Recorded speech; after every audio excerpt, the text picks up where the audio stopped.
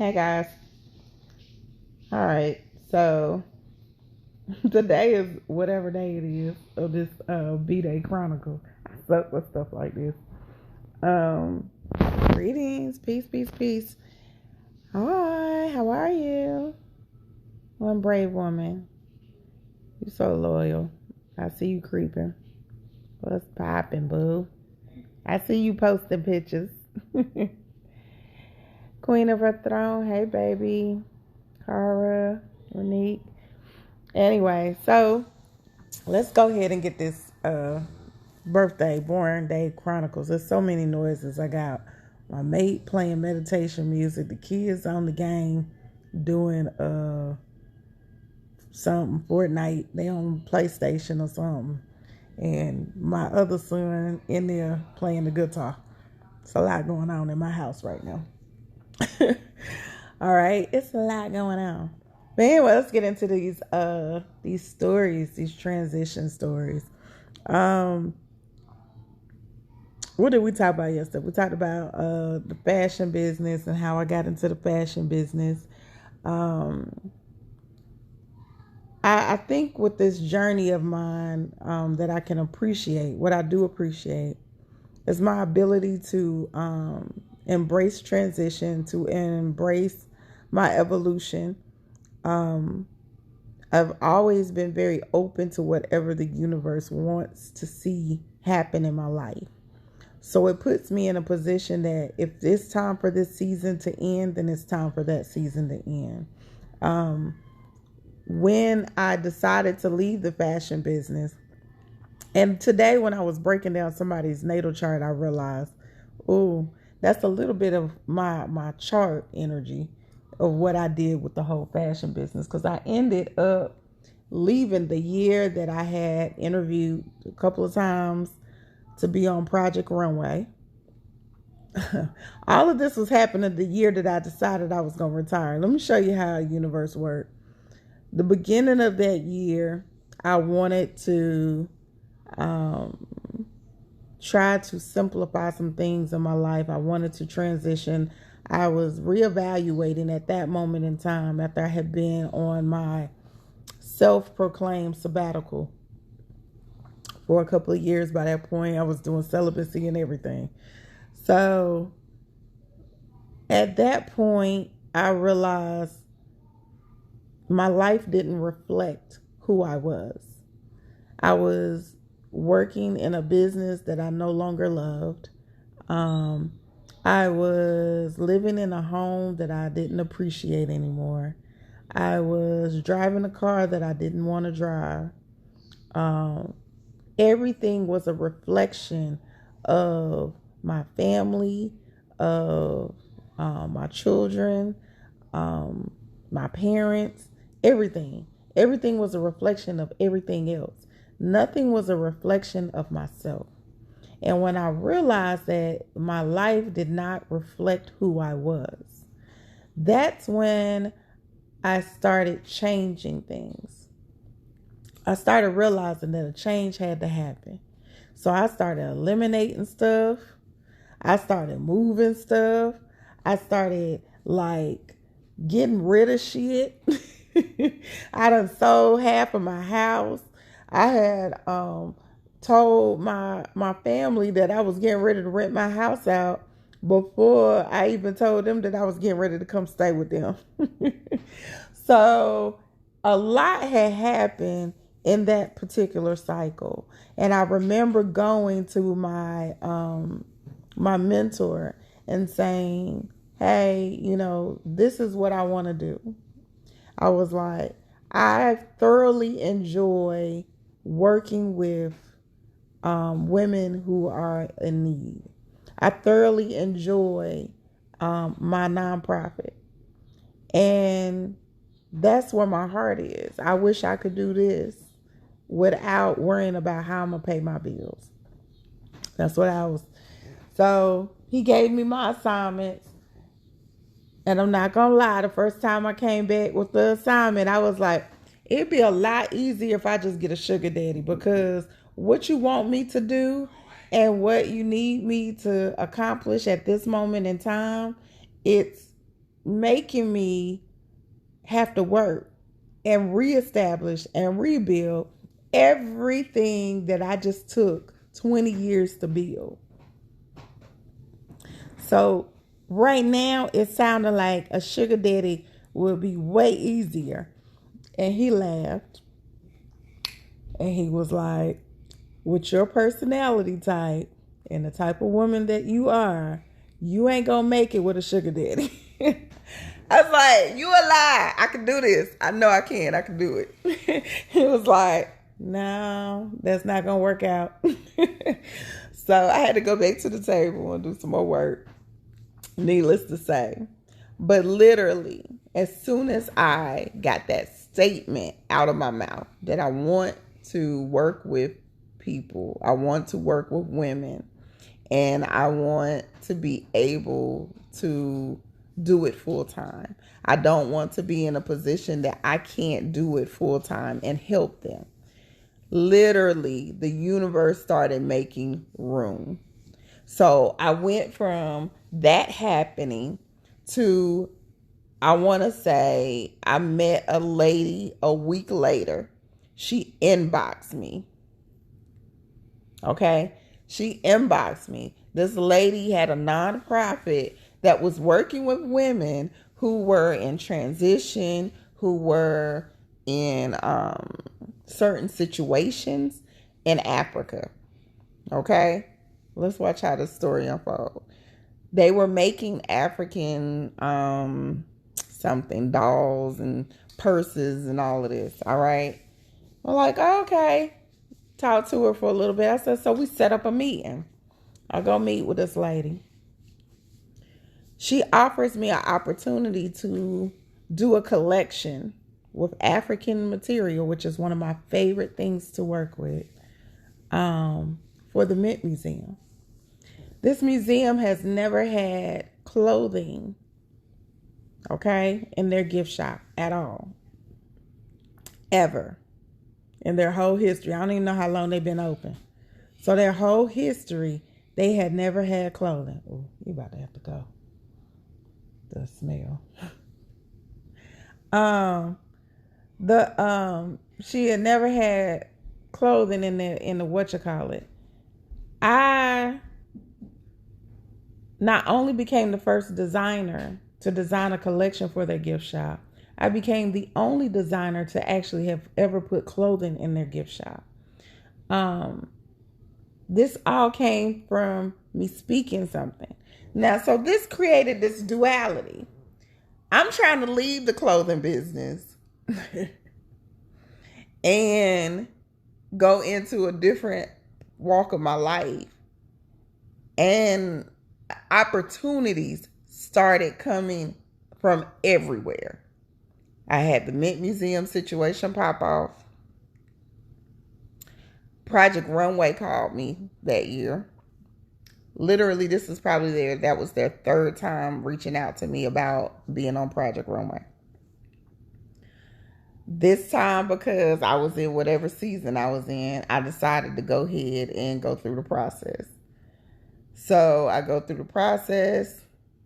They called me for a phone interview. I passed the phone interview. They called me for an in-person interview.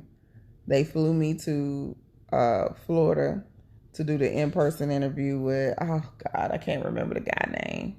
Michael Costello and some of the other people that create the show. In the process of trying to get there was hell. Craziness was popping off. Half my luggage was lost. It was so much going on. I was in the middle of trying to get the collection finished. Some issues was popping off with that. Now, mind you, y'all know I'm a spirit person. I did a reading on it all before all of this happened. Guess what they told me? The reading said don't do it. The reading said it was going to waste my money, that it was going to cost me more money to do it than it was to move forward. All of that. I still went because I was like, well, Unless y'all can produce a different result and show me how I'm about to take care of my family without having a sugar daddy, I'm going to have to still do these clothes things. So I went through all of this headache. Literally, after I got back, was it before? No. 2 weeks before it was time for me to fly out to Florida for the interview, I met a brother who had a holistic store. And he wanted me to come and work in, like, help him with the store. So I started working there. That, like, literally catapulted me into the next season of my life. This all happened in a 5-month time span of me saying, I just want to help women and figure out how I'm going to get paid to do it. 5 months, tops. Literally started out for 1 week.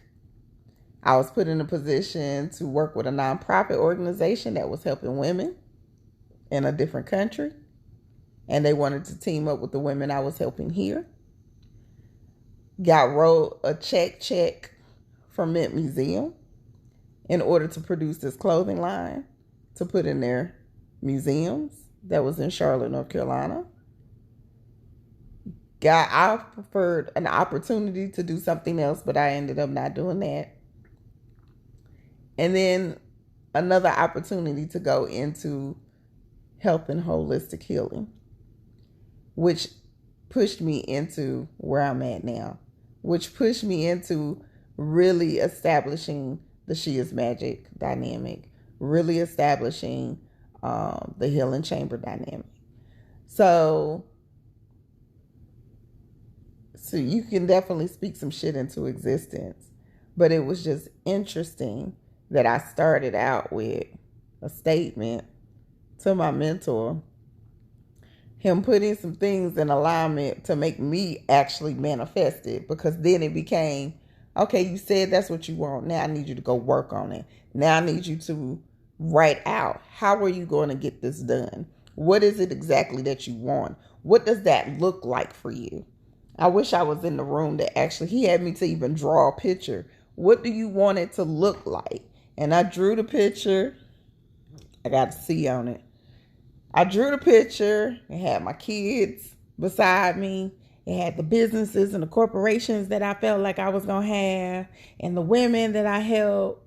And he gave me a C because he said, well, in the story that you told me on paper, you said you wanted to have, a loyal husband and yada, yada, yada. And I was like, yeah. That's in there too. He was like, where's the band in the picture? Because all I see in this picture is you and your boys. You ain't got your daughters drawn on this picture. You ain't got everything that you saying you doing. Now, this is even deeper. On the picture, at the time that I drew it, that's funny. At the time I drew it, actually, my hair was probably looking like it is now. I had on a yellow dress, and I had words all around the body of the person who represented me. None of that said the things that I drew in the picture. You know what it said? It said healer. Healer, intuit. Like things of that nature. Okay? Nothing said I wanted to be a CEO. Nothing said I wanted to be a seamstress. Nothing said anything dealing with fashion. Nothing said any of that. Everything was saying healer, leader, intuit,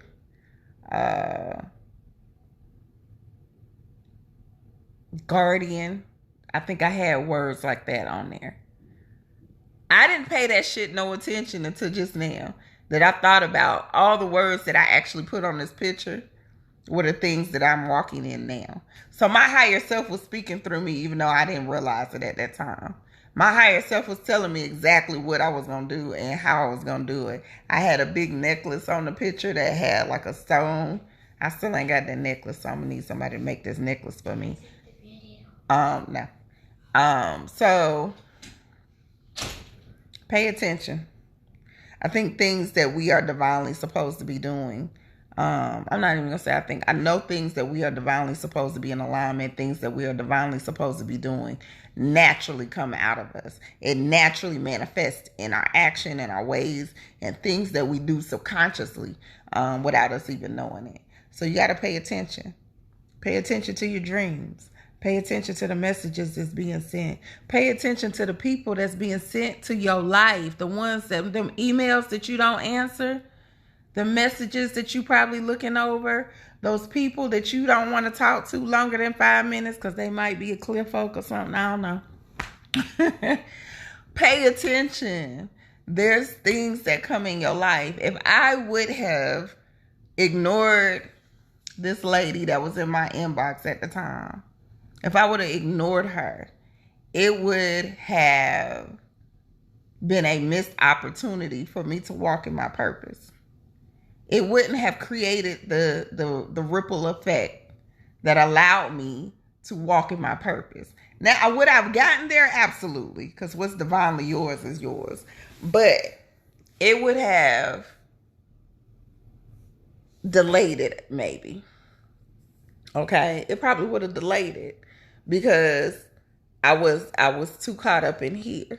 I was too caught up in whatever, instead of just going with my fluidity, instead of just looking at things and saying, it's time for me to go. It's time for me to move. Now, it took a year for me to finally let go of fashion, even though the universe had gave me all the signs. So I told y'all all the things that came through. Mint Museum was like, look, we're going to cut you a check. We want you to design this collection. You could do whatever you want, and it could be in African fabric. That was like a dream job for me. When I tell you everything that could go wrong, somebody stole my check. They mailed the check out. I don't even know why. I was like, who mails checks out anymore? That shit was crazy.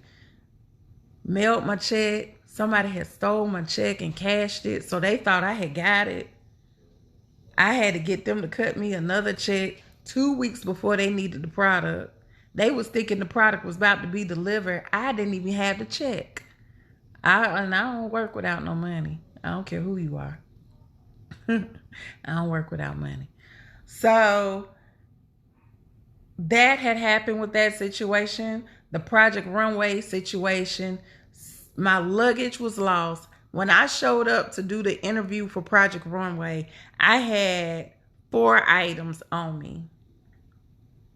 4. Count them. I didn't even have an outfit to wear. Sister showed up for the interview with some jeans on. I had a big chunky belt that was still in one of my bags, my carry-on bag. And I had this a sari. So anybody who know about Indian wear, it was a sari.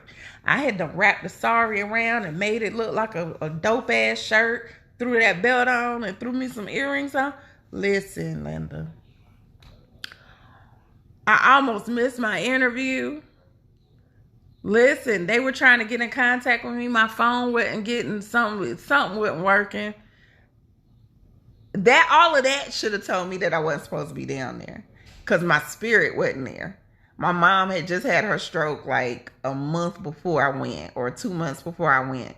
So the only thing that I was thinking was, if they asked me to come and be on Project Runway, I'm not going to be able to do it, because that means I got to be away from my family for a certain amount of time. And I don't feel comfortable leaving my mama. At that time, I didn't feel comfortable leaving her, because she had just, got out the hospital and all of that. So my heart and my spirit wasn't even there.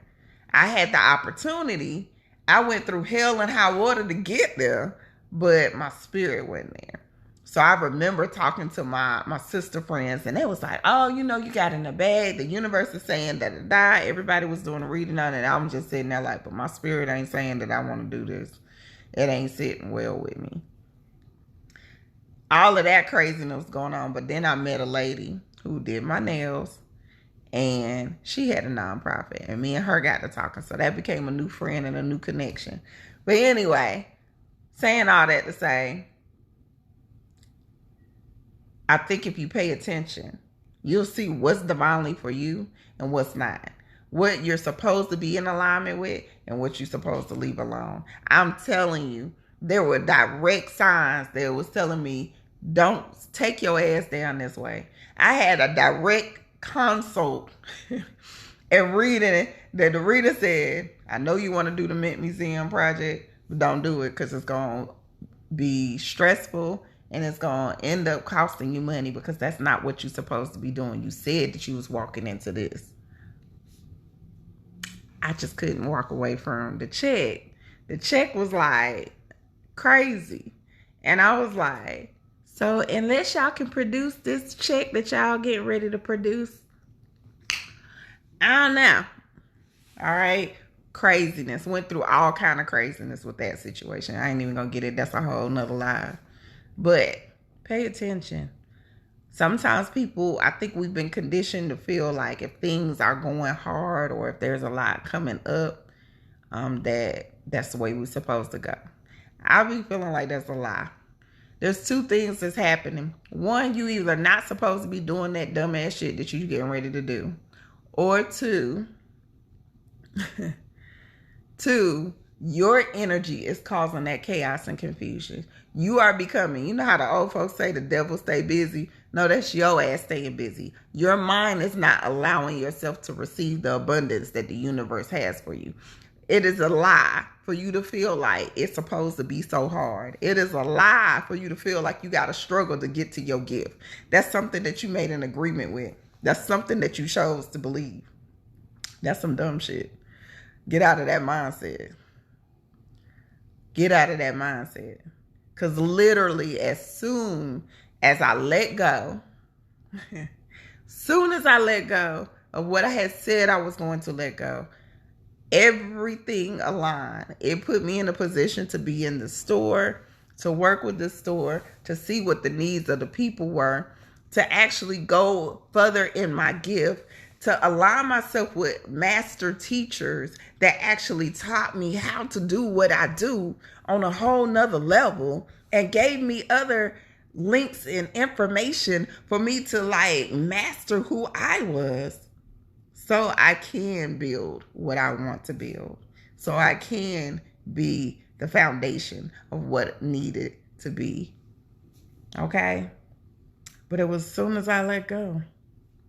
I had to let go of what was old and what was comfortable and what I knew in order to embrace what they had for me. And even though none of this shit was on my radar, you could not have told me 5 years ago that this is what I would be doing. I would look at you like you crazy. Like that shit don't sound like you make no money. I sound like I'm going to be a poor righteous teacher. That is what that shit sound like. Especially back then, I ain't believe in being no poor righteous teacher. I still don't believe in being a poor righteous teacher. I feel like if you are in alignment with yourself, then abundance is going to be in alignment with you, however that comes. Listen, let's be clear. I don't believe in that broke shit. That's some dumb shit. Okay. But as the more that when they tell me to move, the more I'm obedient. Okay? When they tell me to move, I am obedient. When they tell me it's time to let go of some shit, I listen. When they tell me it's time for you to move this way, I do. When they tell me to give a message to somebody else, I have plenty of sisters and some like 157 that don't. They be like, I be pushing them. I have plenty of sisters that I've delivered messages like, look, I know you're supposed to be doing this. Damn it. Walk in your shit. I know you're supposed to be writing books. I'll even have come to people and told them, I know that you're supposed to write this type of book. Listen. And have even been questioned like, is that, you know, what are they getting out of it? What would I get out of it? Do I want a part of it? No.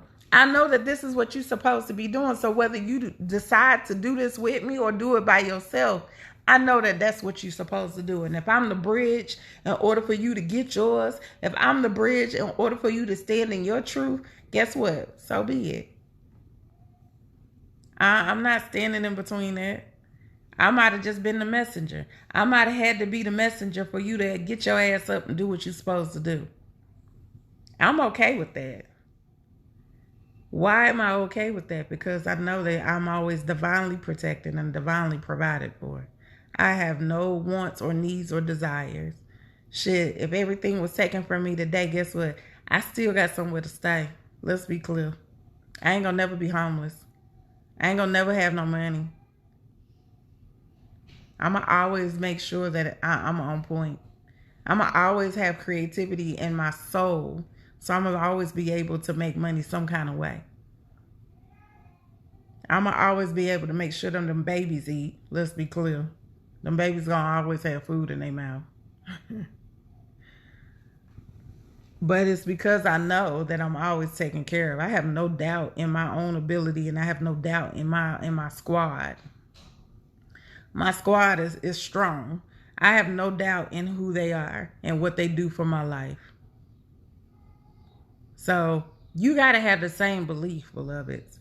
You got to get to a point where you believe so strongly in yourself. You believe so strongly in your squad. You believe so strongly in whatever philosophy you following. Believe in that. Know it as truth. Okay? Know it. Because when you know this, listen, there's nothing you can't accomplish. Thank you, babe.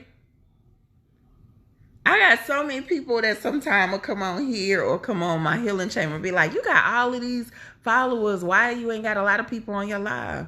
Everybody ain't supposed to see this. I'm not caught up, let's be clear, in the fame or anything else. And anybody who know me, they know that I'm low-key an introvert. I'm low-key a hermit. I'll be in the house like 99% of the time. I don't do this for everybody. I do this for the people that's supposed to hear it. Anything that I gotta say is gonna be hidden and it's gonna be delivered to the people that need to hear it.